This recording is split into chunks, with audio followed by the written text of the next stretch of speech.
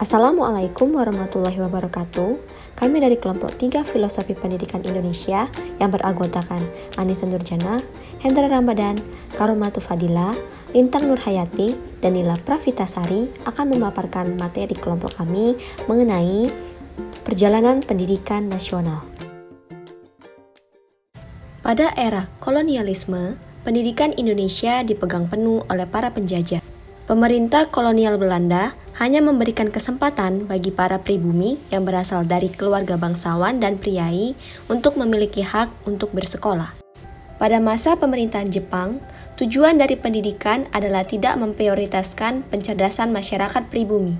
Pendidikan pada masa ini berorientasi pada kebutuhan Jepang untuk memenangkan perang dan membentuk persekutuan Asia Timur Raya. Berdasarkan hal tersebut, praktik pendidikan yang masih membelenggu sebelum kemerdekaan diantaranya adalah adanya diskriminasi hak dalam memperoleh pendidikan yang diperoleh hanya untuk kepentingan penjajah, dan penduduk pribumi hanya diberikan pengajaran seperti membaca, menulis, dan berhitung saja. Yang selanjutnya adalah belenggu pendidikan sesudah kemerdekaan. Setelah Indonesia dinyatakan merdeka, sistem pendidikan di Indonesia pun berubah. Setiap warga negara Indonesia memperoleh hak untuk mendapatkan pendidikan. Namun, sarana dan prasarana pada setiap lembaga pendidikan menyebabkan kualitas pendidikan yang diperoleh oleh setiap anak tidak sama dan belum merata. Praktek pendidikan yang masih membelenggu sesudah kemerdekaan yang lainnya adalah pembelajaran di kelas yang hanya berfokus pada guru, di mana peserta didik dalam pembelajaran hanya berperan sebagai objek yang pasif dan tidak dituntut untuk turut aktif dalam proses pembelajaran. Maka, hal tersebut menyebabkan kurangnya kreativitas dan kebebasan berpikir para peserta didik. Akibatnya, dari pendidikan semacam itu timbullah kultur bisu dan memudarnya kritisme masyarakat yang mengakibatkan menipisnya rasa percaya diri dari peserta didik tersebut. Contoh dari praktek pendidikan yang masih membelenggu sesudah kemerdekaan lainnya adalah kurangnya kesadaran guru dalam menghargai kebebasan peserta didik. Hal tersebut menyebabkan penanaman kesadaran yang salah pada peserta didik, sehingga mengakibatkan para peserta didik hanya mengikuti alur kehidupan begitu saja. Contoh yang lainnya yaitu praktek pendidikan yang hanya sebatas menjadikan peserta didik sebagai objek yang secara pasif mendengarkan, bahkan menerima doktrin guru sebagai seorang subjek. Dalam mengatasi hal tersebut, berikut model pendidikan yang kami sarankan yang diharapkan mampu melepas belenggu peserta didik. Baik, selanjutnya pemaparan mengenai model pendidikan berbasis proyek atau Project Based Learning yang biasa dikenal dengan singkatan PJBL. Model ini memungkinkan untuk dapat melepaskan potensi tentang pengetahuan dan keterampilan siswa yang terbelenggu. Terlebih dapat mendorong keterampilan kreativitas siswa dapat berkembang dengan baik.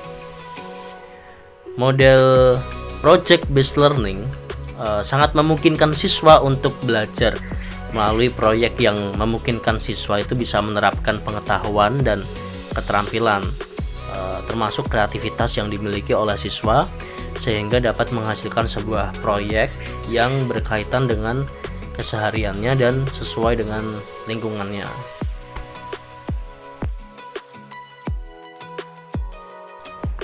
Kemudian ada model pembelajaran berbasis masalah atau yang dikenal dengan Problem Based Learning atau PBL. Dalam model pembelajaran Problem Based Learning, siswa dihadapkan pada masalah yang real, yang nyata, yang sesuai dengan kehidupan sehari-hari, yang mana permasalahan ini memerlukan sebuah solusi sehingga masalah tersebut dapat terselesaikan dengan baik. Model Problem Based Learning mendorong siswa dalam mengembangkan pemahaman, pengetahuan dan kemampuan berpikir kritis atau critical thinking yang lebih dalam, sehingga dapat dikatakan kemampuan siswa dalam mengembangkan critical thinking dapat berkembang dan tidak terbelenggu. Selanjutnya ada model pembelajaran berbasis kolaborasi yang dapat mendorong kerjasama antara siswa yang satu dengan yang lain dalam suatu kelompok.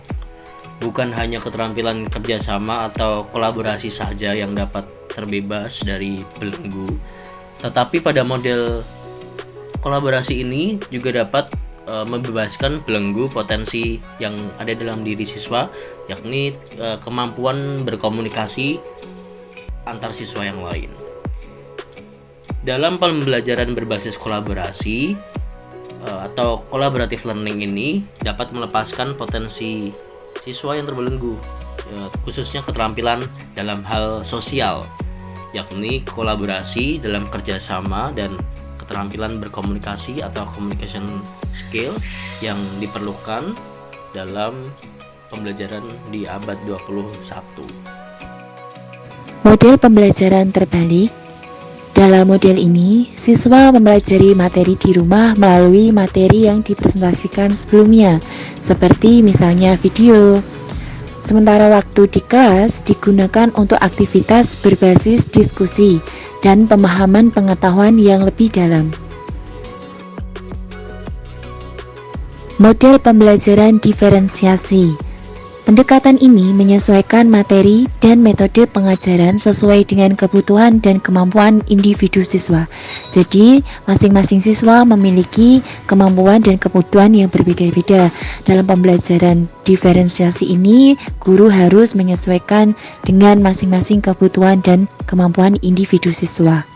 Selanjutnya adalah model pendidikan berbasis teknologi.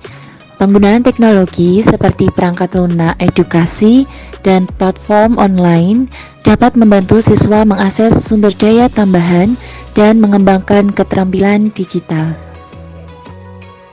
Model pendidikan kurikulum merdeka. Guru dan peserta didik sama-sama merupakan objek di dalam sistem pembelajaran, yang artinya guru bukan lagi sebagai satu-satunya sumber kebenaran bagi peserta didik. Namun, baik guru maupun peserta didik berkolaborasi untuk menggali sebuah kebenaran, daya pikir dan daya kritis dari peserta didik. Model pembelajaran blended learning. Model pembelajaran yang mengkombinasikan antara pembelajaran tatap muka dengan pembelajaran e-learning. Kebutuhan utama yang ingin dicapai dalam sistem pendidikan saat ini yaitu penguasaan peserta didik terhadap literasi baru. Literasi baru diantaranya yaitu literasi data, literasi teknologi, dan literasi manusia. Pembelajaran berdiferensiasi. Pembelajaran berdiferensiasi merupakan model pembelajaran yang disesuaikan dengan kondisi siswa. Pendidik harus memahami dan menyadari bahwa tidak hanya ada satu cara, metode, strategi yang dilakukan dalam mempelajari suatu bahan pelajaran. Sekian pemaparan yang dapat kami sampaikan. Semoga bermanfaat. Kami ucapkan terima kasih. Wassalamualaikum warahmatullahi wabarakatuh.